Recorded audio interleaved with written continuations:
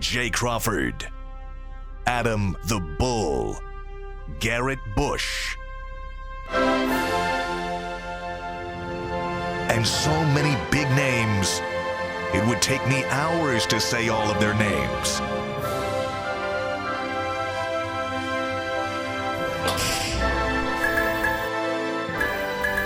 The ultimate Cleveland sports show. Booyah! Yeah, Here Friday! we go! Let's go! Welcome to the ultimate Cleveland sports show on WKYC3. We are here every Friday throughout the football season, 48 hours and 30 minutes from right now. The Browns will embark on their third game of the season. Thanks so much for joining us. We appreciate it. I'm Jay Crawford. In the next 30 minutes, we're going to do a segment called Pre-Written Headlines. That's when you actually get to find out well in advance not just who wins, but how the game is decided. Bull. I'm Adam the Bull, and is this week the last chance for Deshaun Watson to prove he's the superstar the Browns thought they traded for? We'll find out. Jason. I'm Jason Lloyd. I'm going to tell you why Jeffrey Simmons and that defensive line of the Titans against Wyatt Teller and Joel Bitonio of the Browns is going to probably decide who wins this game. Mikey. And I'm Mikey McNuggets, and by the end of this show, you're going to find out why I am, hands down, unquestionably, the funniest member of this TV panel. There is no truth to that whatsoever. That gets 5 Pinocchios. Yeah.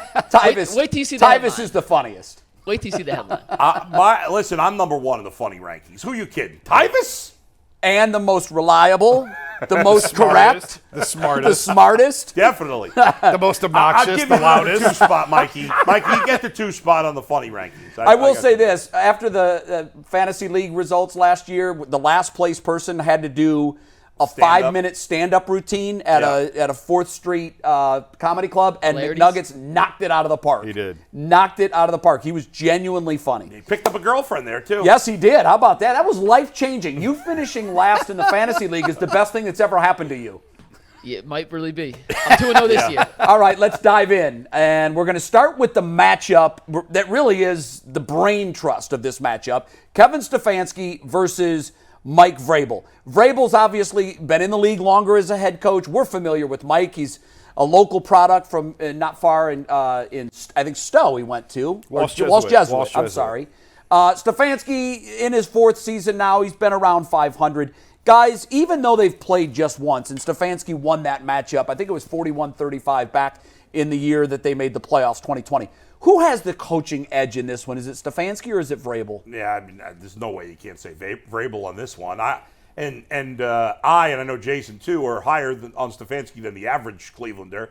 But still, Mike Vrabel has now Mike Vrabel. You can be very critical of his postseason, but in the regular season, I mean, Kevin Stefanski's only won 1 playoff game and only played in 2. Stefanski doesn't have a playoff win. No, well, technically he does, even though he wasn't there. Well, no, technically he doesn't. Technically he doesn't, but Right. he gets credit. But he gets credit for it. It was his team, but he wasn't there No, he calling wasn't the plays. there. That's fair. You're right. Vrabel has 2 playoff wins. Right. Better. He's been around longer. They've had some bad losses in the playoffs.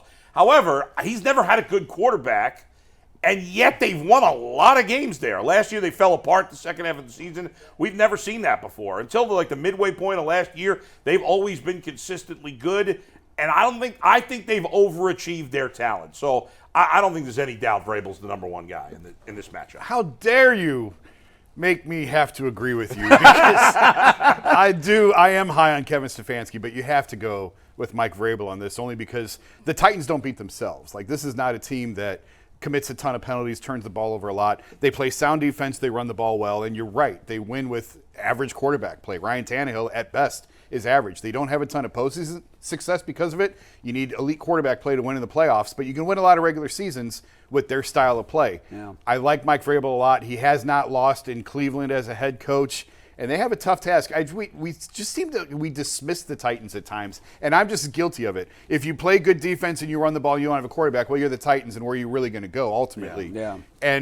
But they win a lot of games in the regular season that way. He's had a lot of success. If this were a court of law, I would have to recuse myself. Yeah. I've known Mike for 30 years. I was a young anchor at Channel 10 in Columbus when he was beginning his college career at Ohio State. I got to know him very well during that 4-year period. And I've stayed in contact with him, and I've known him very well in his post-Ohio State career, both as a player and as a coach. I love Mike Vrabel. All that being said, I'm not going to recuse myself. I'm going to try to be as objective as I can, and I have to agree with you guys too. Yeah. I like Stefanski. I do. I'm not a Stefanski critic. I think he's given us a lot to like. He's also given us a lot not to like. But in this case, you'd be crazy if you didn't put in the check mark of head coach advantage Tennessee, because, again, his body of work, what he's done, and you mentioned he hasn't lost here in Cleveland. Don't underestimate how important it is Mike coming home. Yeah. He's going to have a lot of people at the game on Sunday, and he definitely, he wants to win every game. Yeah. But this is one that's a little extra special for him, so for that reason I say real quick, the only Mike. argument you can make for Stefanski is that he does have a disadvantage in terms of division. The AFC South for a number of years now has been terrible. Yeah. And that's an advantage that the Titans have had because Houston's been awful for years. Yeah. Jacksonville until the second half of last year has been awful, and Indy's been bad for a bunch of years. Yeah. So it is an advantage in his favor. Let's go to another matchup. And I think this is probably maybe the second most important matchup. And I want you guys to tell me what that is, aside from the head coaching matchup. Yeah.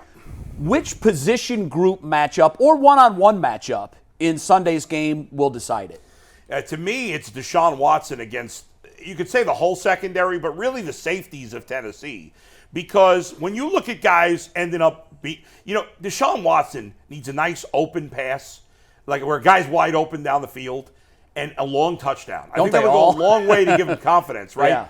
The Deshaun Watson's ability to read what the safeties are doing on a play, the great quarterbacks see that. We talked about this with Tyvus the other day. They see the safeties and they're able to figure out what's going on. The safeties are the tell for what the team is doing defensively.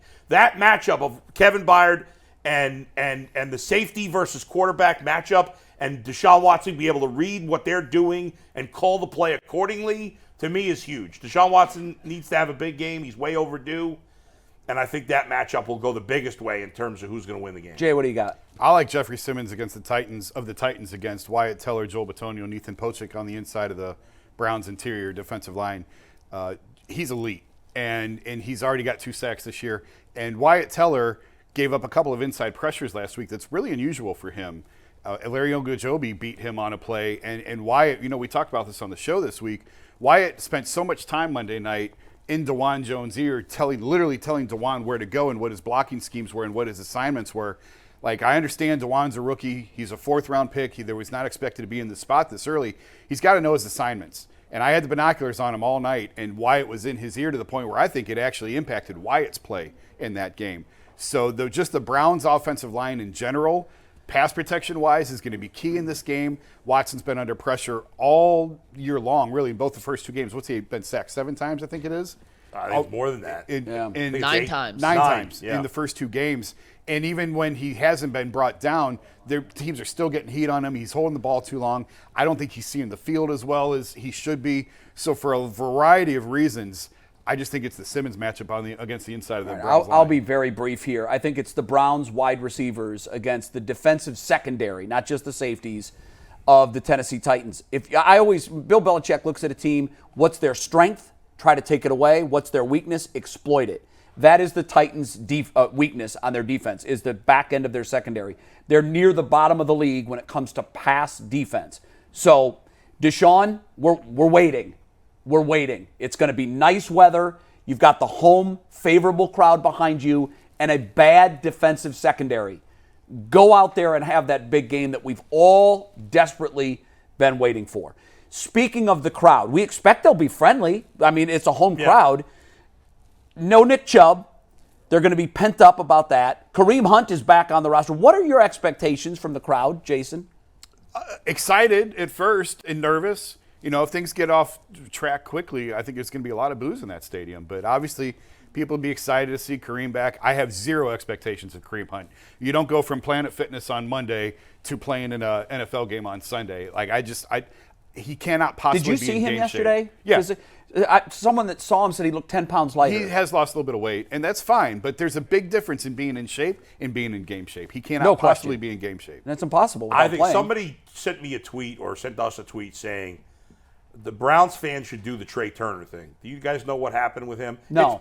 It's obviously, it's coincidence, I think. But, people.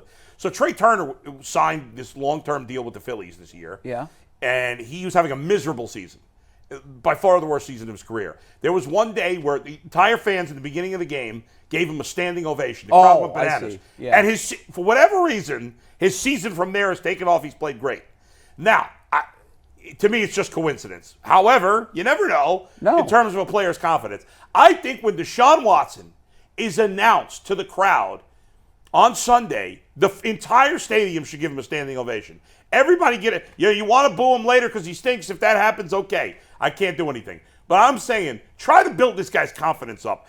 You look at Deshaun Watson, it feels like it's all a mental thing right now. I think the crowd's got to get up, stand up, and cheer, give him a standing ovation, try to build a little confidence. Great idea, and I think he's going to get that anyhow. He will. I don't think they're going to give it to him because they think he needs it. They're going to do it because they think it's going to help the team win. I think walking into the Browns Stadium on Sunday is going to be like walking through a minefield. Here's what I mean by that. As long as your foot goes in the right place, you survive. But to your point, if he throws a pick six early in the game, if he has a fumble that turns into a touchdown, if he's constantly missing open receivers or just throwing the ball at receivers' feet, that's the equivalent of stepping on a landmine, and that place is going to explode. Because I think in the last couple of weeks, we have seen the fan base that is firmly behind him go from in the 80 percentile to around the 50 percentile. Another bad game in front of the home crowd in a game that they're expected to win, and that number is going to turn really fast. Big time. We've seen it here a million times. Okay, we're going to take a break. When we come back, Coach Tyvis. He was the defensive MVP of a national championship game for the Ohio State Buckeyes. He breaks down some critical film. Is that Stefanski giving the side eye to Tyvis? Stay with us. The Ultimate Cleveland Sports Show on WKYC is coming right back. We welcome you back to the Ultimate Cleveland Sports Show on WKYC. We are here every Friday throughout the football season, 12:30 to 1. Make us a habit. And if you like what you see here, find us every Monday through Friday, 11 to 1 on the Ultimate Cleveland Sports Show. Just type UCSS into the search bar. It will take you to our YouTube page. Subscribe, like. Anytime there's breaking news with Cleveland sports, we immediately break in with live programming and let you know exactly what's going on. Wait, Jay, we have breaking news. Oh, well, here you go. Breaking news on the TV version of Ultimate Cleveland Sports Show. Wow. Greg Newsome has been ruled out against the Titans. Oh, Greg Newsome will not play against Tennessee. That's I feel we have to take a minute to react to that. I know it's going to throw us off our schedule, but immediate thoughts there? That's a big loss. It is. He had the elbow against the Steelers. He was in and out of the game Monday night. He was out of practice today, I saw earlier. Now, the Titans don't have the receiving core maybe of the Bengals or some of these other elite teams. Two decent receivers there. Yeah, but the Browns also have two decent corners still. Right. So, but it's a big loss. I think it puts pressure on all the other guys on the back end of the defense, particularly Grant Delpit, who I think we all agree has played absolutely lights out through 2 games of the season. One other thing in terms of injuries, go ahead. James Hudson, their third tackle now with Jack Conklin out. Yeah. He's questionable for the game. Yeah. So we don't want him to play because they're already bad enough. But you need the depth. But I don't even know who their next tackle is after Michael him. Dunn would probably. Oh, I think yeah. would Wow. go. Right. Okay. Well, speaking of Grant Delpit and all of those guys really having to step up their game with no Greg Newsome, Tyvis broke down some Grant Delpit plays from last week, and I think it's going to make all of us smarter. Tyvis, take it away.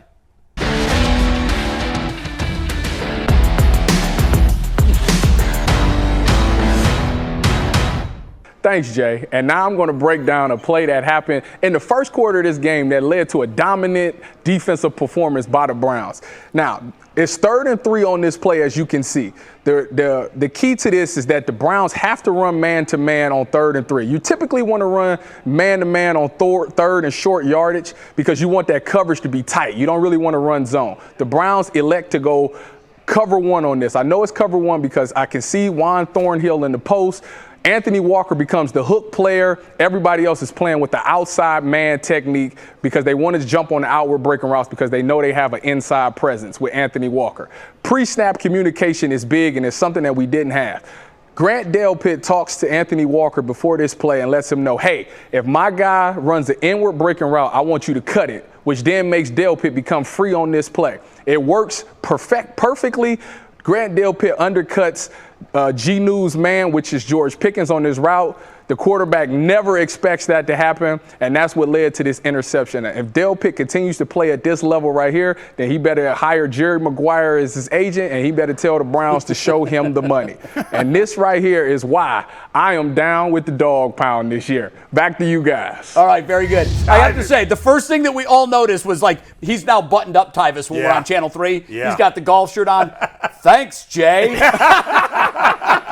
Tyvis, you good. dog. That was so good. That was really good. All right, we're going to take a break. When we come back, Fence Riders. It's a segment where we definitively pick a side on all kinds of matchups for Sunday's game between the Browns and the Titans. Stay with us. And we welcome you back to the Ultimate Cleveland Sports Show, WKYC style. We're here every Friday through football season, 12:30 to 1. Thank you so much for spending time with us. All right, this is a segment called No Fence Riders. If you watch us regularly, you're familiar with what we do. If we're not, here's Mikey McNuggets to sort of explain it. Yeah, this is a pick a side, stick with it, no ifs, ands, maybes. Put it with your chest, say it with your chest, and we got 3 questions for you guys today. The first has to do with the one and only Kareem Hunt. The question is simply, will Kareem Hunt have at least 3 carries against the Titans? A pretty split answer here. Earl, Jay, Bull, G, and Tyvis.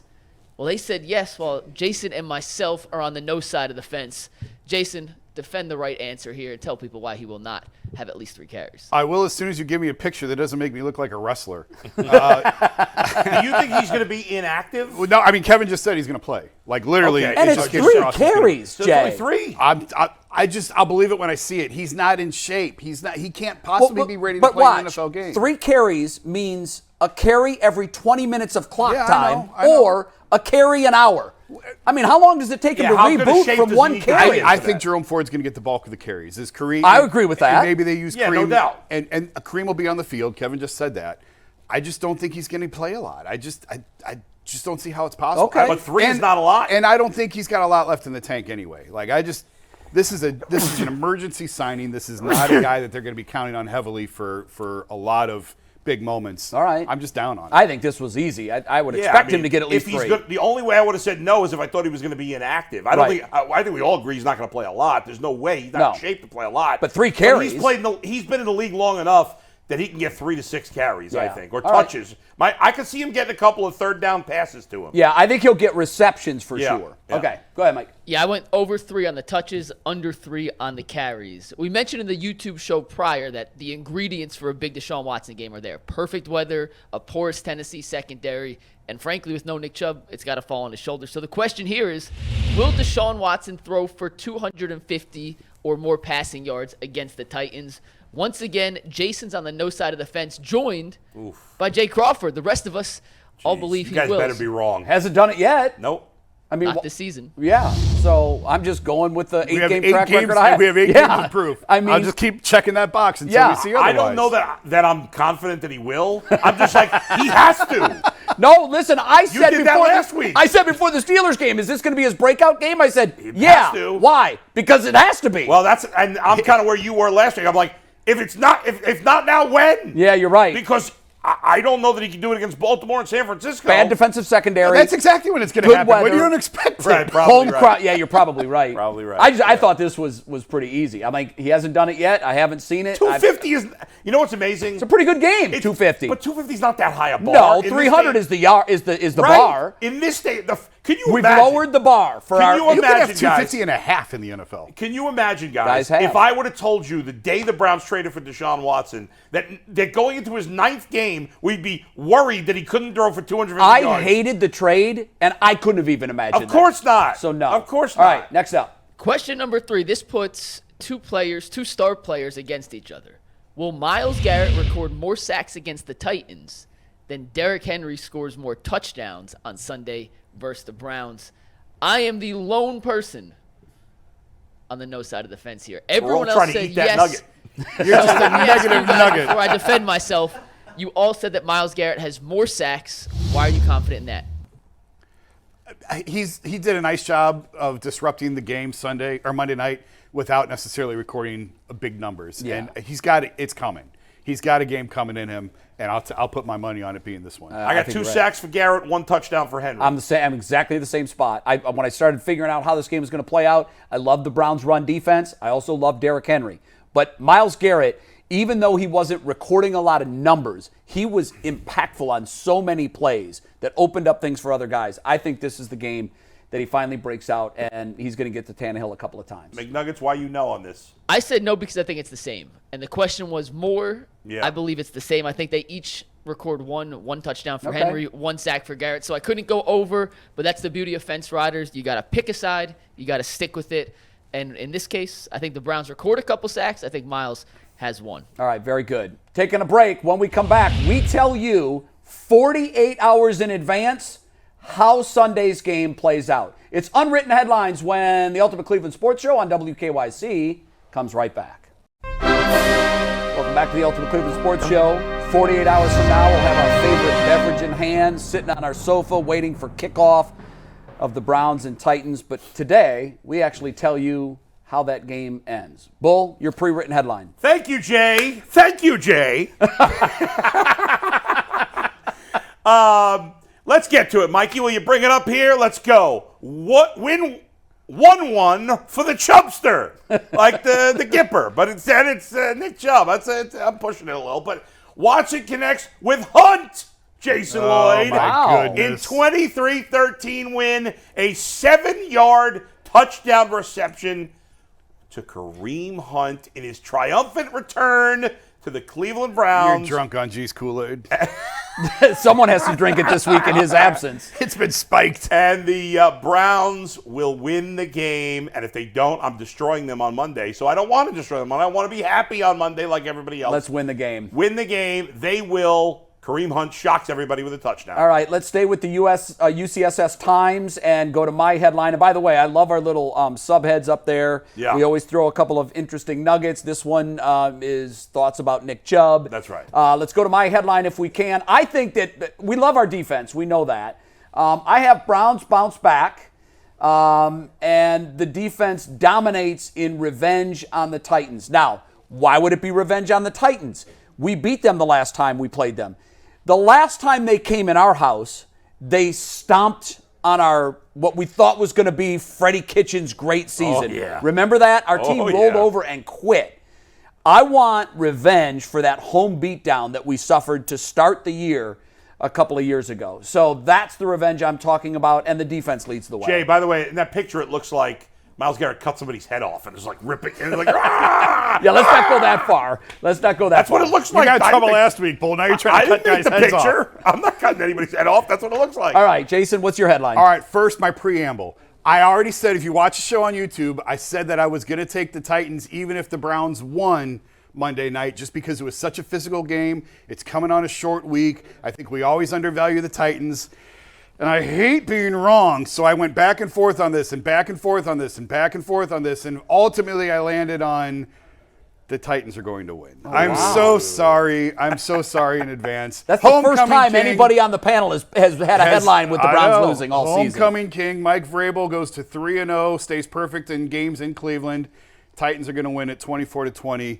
I just have a bad feeling about it. I can't shake it. Like I said, even if the Browns won, it was such a physical game. Guys getting dragged off the field. Now they've lost Newsome as a result of that game Monday night.